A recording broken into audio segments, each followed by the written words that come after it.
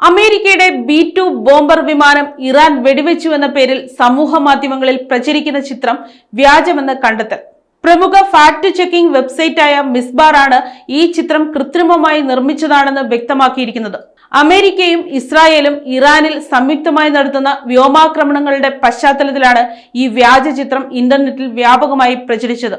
American വ്യോമസേനയുടെ പ്രധാന ആയുധമായ B-2 spirit stealth bomber ഇറാന്റെ വ്യോമ പ്രതിരോധ സംവിധാനം തകർത്തുവെന്നായിരുന്നു ചിത്രത്തോടൊപ്പമുള്ള അവകാശവാദം. തകർന്നു വീണ ഒരു വിമാനത്തിന്റെ ചിത്രവും ഇതിനൊപ്പം നൽകിയിരുന്നു.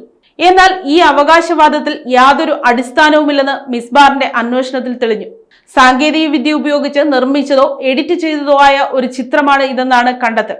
മാത്രമല്ല, അമേരിക്കൻ പ്രതിരോധ വകുപ്പോ മറ്റ് ഔദ്യോഗിക വാർത്താ ഏജൻസികളോ ഇത്തരത്തിലൊരു സംഭവം ഇതുവരെ സ്ഥിരീകരിച്ചിട്ടുമില്ല.